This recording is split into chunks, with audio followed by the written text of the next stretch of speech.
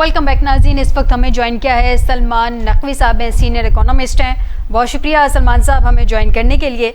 मज़हर साहब, अगर आपकी इजाज़त हो तो सलमान साहब से मौजूदा इकोनॉमी पे जो फ़िश की रिपोर्ट है स्पेशली उस पर मैं इनका तजिया जानना चाहूँगी। पहले सलमान साहब, जो मौजूदा सूरत हाल है, फ़िश ने जो रिपोर्ट जारी की है उसके जो इशाइये उसने बताए हैं, उससे आपको क्या लगता है इकोनॉमी की क्या सूरत हाल है आने वाले दिनों में? बिस्मिल्लाहिर्रहमानिर्रहीम। देखिए, पाकिस्तान का मईशत का एक बहुत बड़ा अहम अभी मरहला तय हुआ है और IMF से जो स्टाफ लेवल एग्रीमेंट साइन हुआ है और ये बड़ा ही पाकिस्तान की मईशत के लिए इंतहाई ज़रूरी था। और चूँकि पाकिस्तान को अगले 3 बरस तक जो अपने लोन की अदायगी करनी है, तकरीबन $75 अरब से भी जायद है। अब अल्हम्दुलिल्लाह पाकिस्तान इस पोजीशन में आज आ गया है, बल्कि आ सकता है कि वो अपने तमाम लोन्स को वक्त पर अदा कर सके। तो फिच ने और मूडीज ने, इन दोनों ने IMF के लोन अप्रूव होने के बाद इस चीज़ को अप्रिशिएट भी करा है और इसके कुछ पॉजिटिव फीचर्स भी बताए हैं और कुछ खदशात का भी इजहार किया है। फिच के मुताबिक और मूडीज के मुताबिक ये जो IMF की डील साइन हुई है, इससे पाकिस्तान की क्रेडिट रेटिंग में इजाफा हो सकता है। इसके साथ साथ जो है इन्फ्लेशन में भी कमी वाक़ई हो सकती है, बैलेंस ऑफ पेमेंट पे प्रेशर कम होगा और पाकिस्तान की करेंसी स्टेबल रहेगी।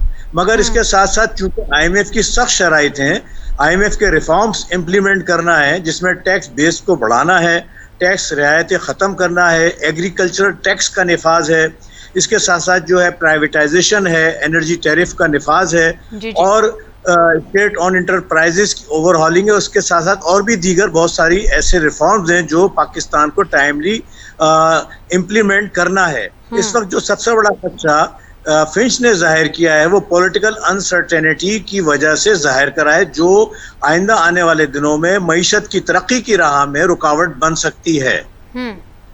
अच्छा, तो सर ये जो पॉइंट आउट किया गया है जिस जानिब फिच की जानिब से जो इशारे बताए गए हैं, आप कह रहे हैं कि आने वाले दिनों में टफ टाइम हो सकता है, क्या उसका कोई सोल्यूशन मौजूद है आपकी नज़र में? उससे कैसे बचा जा सकता है? डेफिनेटली। देखें, हमारे सियासतदानों को सियासत और रियासत में फ़र्क करना होगा। सियासत बचाने के लिए रियासत को नुकसान चाहिए, क्योंकि रियासत को नुकसान पहुंचता है, मुल्क को नुकसान पहुंचता है और अवामुन नास की जो इस वक्त हालात हैं, जो मुल्क की महंगाई है, जो मुल्क की मईशत के हालात हैं, इस वक्त पाकिस्तान एक संगीन मसाइल से दो चार है माशी तौर पे और खित्ते में सबसे पीछे रह गया है। मैं समझता हूँ इस वक्त मीसाक़ जमहूरियत, मीसाक़ मईशत साइन करने की ज़रूरत है और सियासतदानों को चाहिए खुदारा अगले कम अज़ कम 3 साल के लिए साइड लाइन हो जाए। 3 साल के लिए जो है वो कोई ऐसी नेगेटिविटी ना फैलाएं, अपनी सियासत को बचाने के लिए मुल्क की मईशत को ना नुकसान पहुंचाने की कोशिश कर रहे हैं। अगर वो ऐसा नहीं करेंगे और फॉर द टाइम बीइंग अपनी पोलराइजेशन ख़त्म कर देंगे तो ये पैकेज बड़ा अहम है और पाकिस्तान को ये तरक्की के रास्ते पर ले जा सकता है। सर, ये तो आप वो बता रहे हैं कि जो एक्सपेक्ट किया जा सकता है, यहाँ बहुत सारी बातें हैं जो कि एक्सपेक्ट की जा सकती हैं कि होनी चाहिए और होनी भी चाहिए, लेकिन एक्चुअल रियलिटी अगर हम देखें तो उससे बहुत बरक्स है।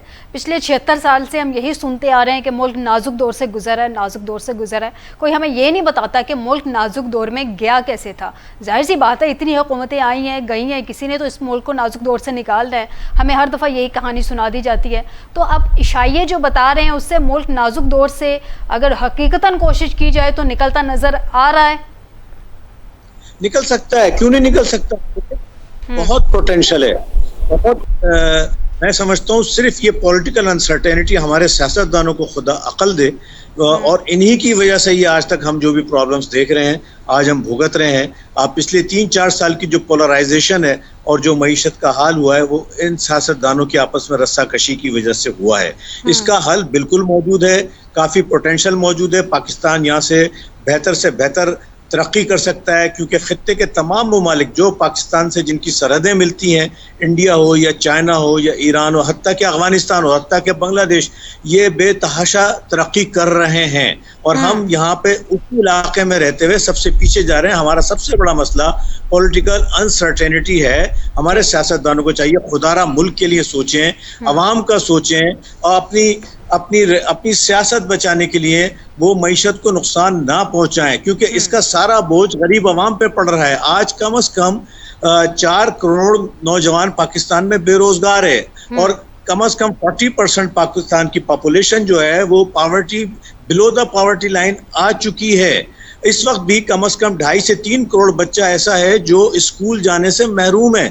ان حالات کا خیال کرنا پڑے گا. ہمارے سیاستدانوں کو خدا را ملک کے لیے کریں، ملک کی سالمیت کو بہتر سے بہتر بنائیں، اور یہ پولرائزیشن ختم کریں، اور سنسیریٹی سے سلمان صاحب بالکل ختم ہونی چاہیے. ملک میں جب تک پولیٹیکل سٹیبلٹی نہیں ہوگی تو ہماری اکنامیکل سٹیبلٹی جو کہا جاتا ہے کہ اس کے ساتھ مشروط ہے، اس کے بھی چانسز سٹیبل ہونے کے ذرا کم ہے. میں مظہر صاحب سے جان لوں، مظہر صاحب یہ جو فچ نے رپورٹ دی ہے اس کا جو معاشی اینگل تھا وہ تو میں نے جانا کہ سلمان صاحب سے. اب اس نے کچھ پریڈکشنز کی ہیں، اگر پریڈکشنز کے حوالے سے دیکھیں تو اس نے کہا ہے کہ فش کے مطابق بانی پی ٹی آئی مستقبل قریب میں باہر آتے ان کو نظر نہیں آ رہے.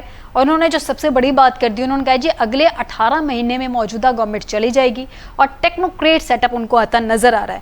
سر فچ اپنی حدود سے آپ کو نہیں لگتا کہ باہر چلا گیا؟ ویسے تو سارے ہی اپنی حدود سے باہر ہیں، لیکن فچ نے جس طرح کی پریڈکشنز کی ہیں، مطلب اس کو ایگزیکٹلی کیسے پتا کہ 18 مہینے میں گورنمنٹ چلی جائے گی، ٹیکنوکریٹ سیٹ اپ آ جائے گا؟ آپ کو کیا لگتا ہے؟ اچھا دیکھیے، میں 2-3 باتوں کا جواب دوں گا. جی جی. تو یہ مالیاتی ادارہ ہے. ٹھیک. مالیاتی ادارے کو صحیح بات آپ نے فرمائی کہ سیاسی پیشین گوئی نہیں کرنی چاہیے، سیاسی پیشین گوئیوں سے گریز کرنا چاہیے.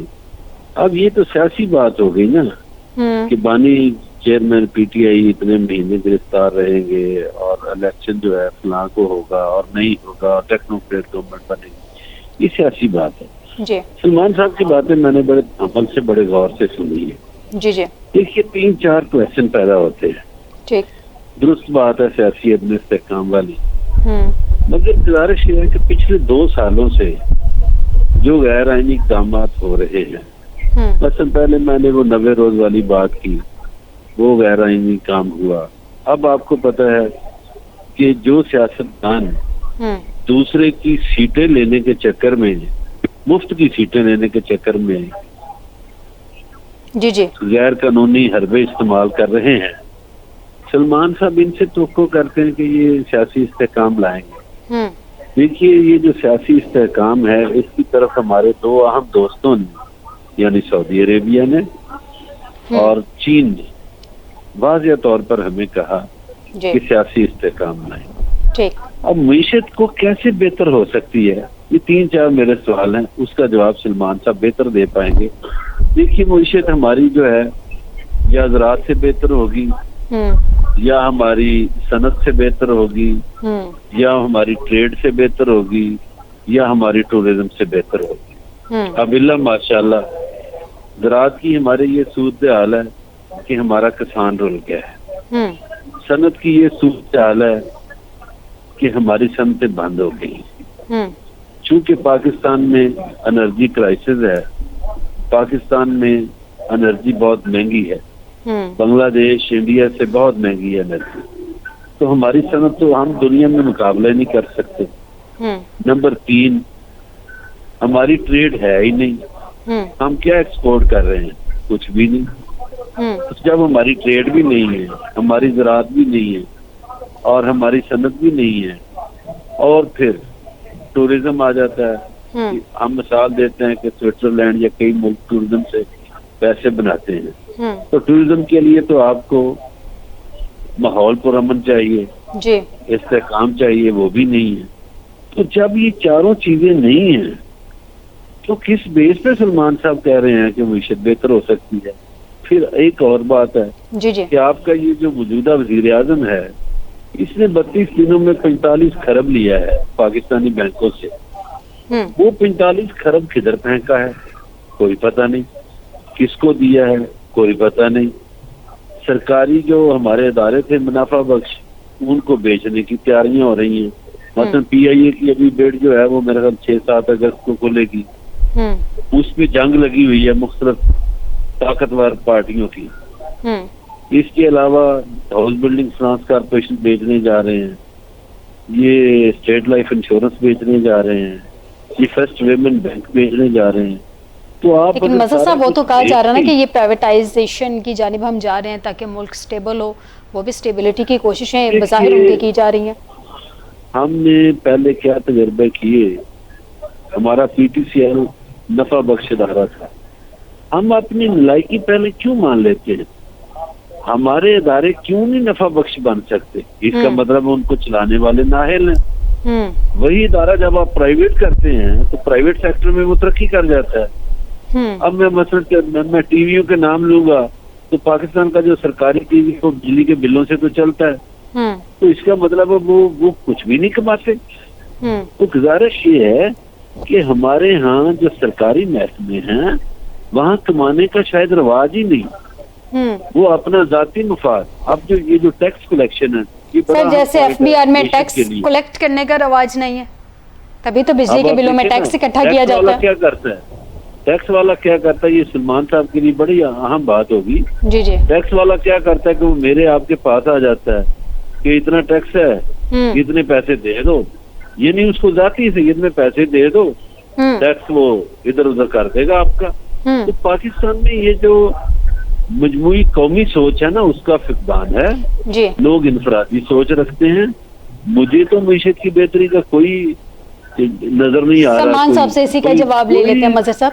سلمان صاحب سے لے لیتے ہیں. سلمان صاحب جو پوائنٹس ابھی مظہر صاحب نے ریز کیے تھے انہی کی پوائنٹس پہ آپ کا اس پہ پوائنٹ. اصل میں کافی ساری باتیں مظہر صاحب نے کی ہیں جو میرے ابھی، مگر یہ کافی حد تک صحیح فرما رہے ہیں.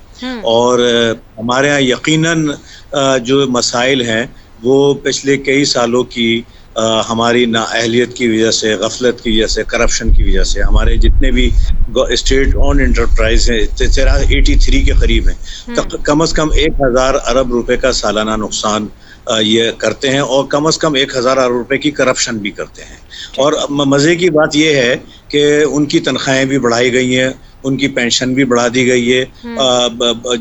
جو سینئر آفیسرز ہیں ان کو پراپرٹی کی لین دین پر بھی جو ہے ٹیکس چھوٹ ادا کر دی گئی. سلمان صاحب یہ ایگزیکٹلی یہ پوائنٹ، معذرت کے ساتھ آپ کو انٹرپٹ کروں، ایگزیکٹلی یہ پوائنٹ میرا بھی رہا ہے کہ یہ جو ہر دفعہ بجٹ میں سرکاری ملازمین کی تنخواہوں میں کبھی 10%، کبھی 15%، کبھی 20%، کبھی 25%، کبھی 30% کی جو ہے اضافہ کر دیا جاتا ہے. ایسے کون سے کارنامے سر انجام دیتے ہیں یہ سرکاری ملازمین کہ ملک قرضے لے کے چل رہا ہے، ادھر ان کی تنخواہوں میں لازمی ہر بجٹ میں اضافہ کرنا ہے؟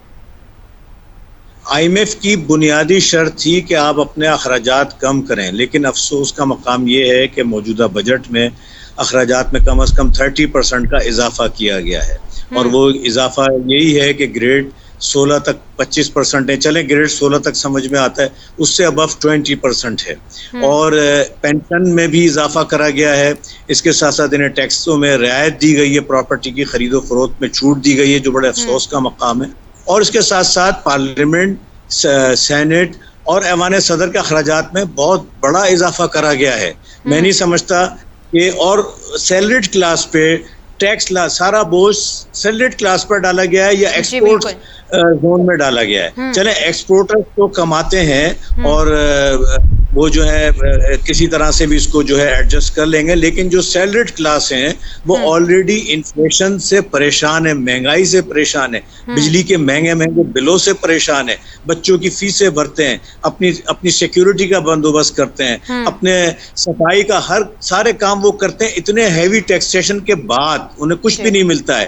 اور اب وہ موجودہ صورتحال میں ان کی حالات بہت برے ہو چکے ہیں اور وہ غربت کی لکیر کے نیچے کی طرف جا رہے ہیں. جو لیکن سلمان صاحب آپ کی بات ٹھیک ہے، غربت کی لکیر بھی میرے خیال میں اگر کوئی ہمارے پاکستان میں کھینچتے تو اس لکیر سے بھی بہت سارے لوگ ایسے ہیں جو اس لکیر کو ٹچ ہی کرتے نظر نہیں آ رہے. اتنی غربت ہمارے پاکستان میں چھا گئی ہے اور کوئی شاید غریب کے بارے میں زیادہ سوچتا نظر نہیں آ رہا. بہت شکریہ سلمان نقوی صاحب آپ کا، آپ نے ہمیں جوائن کیا.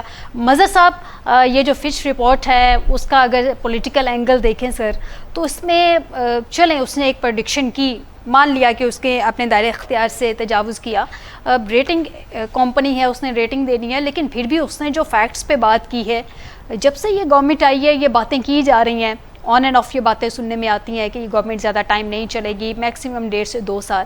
ابھی یہی پریڈکشن اگر فش کی جانب سے آتی ہے تو سر یہ الارمنگ سچویشن نہیں ہے آپ کے مطابق؟ بالکل الارمنگ ہے جی. پہلی بات تو یہ ہے کہ ہمارے ہاں جو الیکشن ہوا وہ ایک دھاندلی زدہ الیکشن تھا, اور آپ سب کو پتہ ہے کہ 8 فروری کو ووٹ کسی اور کو ڈالے گئے تھے, 9 فروری کو رزلٹ کسی اور کے حق میں آئے.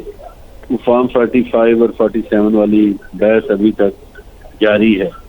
اب پاکستان کی عدالت اب کہتی ہے, جو اعلیٰ عدلیہ ہے, کہ جی الیکشن کمیشن نے ہمارے فیصلوں کی غلط تشریح کی ہے.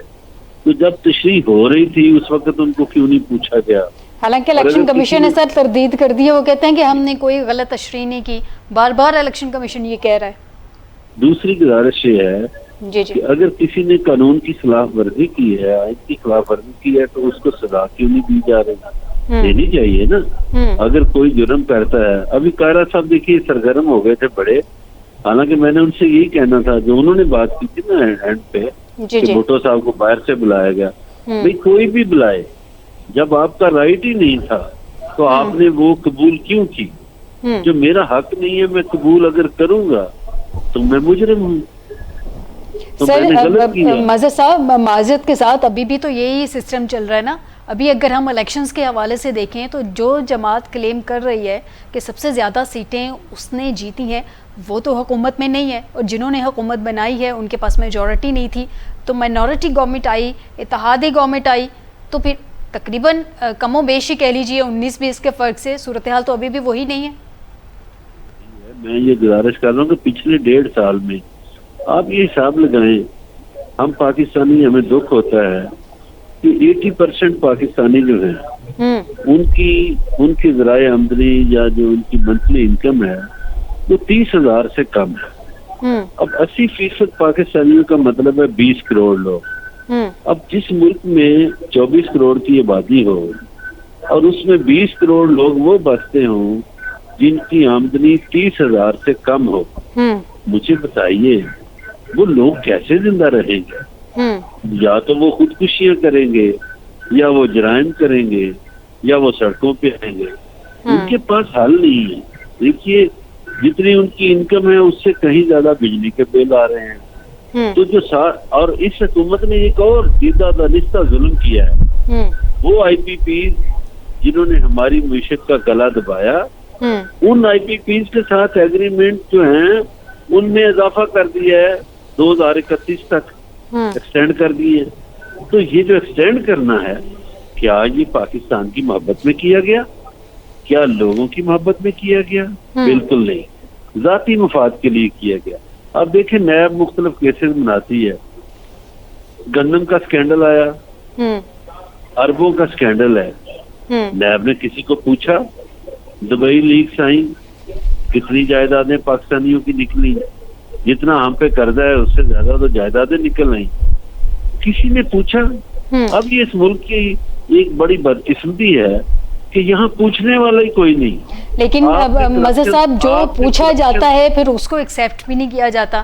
ابھی دیکھ لینا ریزرو سیٹس کے حوالے سے جو سپریم کورٹ کا فل کورٹ کا جو ڈیسیژن آیا ہے اس پہ اس طرح کی گفت و شنید چل رہی ہے, اس طرح کی قیاس آرائیاں کی جا رہی ہیں کہ چلے الیکشن کمیشن تو سم ہاؤ اس کو ایکسیپٹ کر ہی لے گا جن بھی کنڈیشنز پہ کرے, لیکن معاملات جا کے سیاسی جماعت, حکومتی اتحاد, حکومتی جماعت کے پاس پھنس جائیں گے. اسپیکر صاحب, اور ہو سکتا ہے کہ چیئرمین سینٹ بھی اس میں اہم کردار ادا کریں, اس پہ عمل درآمد نہ کرنے کے حوالے سے نہیں لیں گے. ان کے پاس بڑے طریقے, یہ دیکھیں نا, یہ غلط غیر آئینی کام ہوتے ہیں. بدقسمتی یہ ہے کہ ہمارے سیاستدان نام آئین کا لیتے ہیں, نام قانون کا لیتے ہیں, اور ہر وقت آئین اور قانون کی خلاف ورزی کرتے ہیں.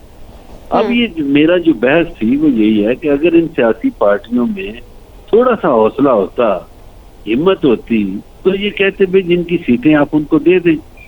یہ تو اس طرح وہاں چلے گئے, اور فاروق نائک کا میں نے نام لیا, پھر لیتا ہوں, اتنا سینئر وکیل ہو کے پھر چلا گیا کہ جیسے نیاز بٹ رہی ہے, جیسے مطلب کسی کا پلاٹ ہے آپ میرے نام کر دیں.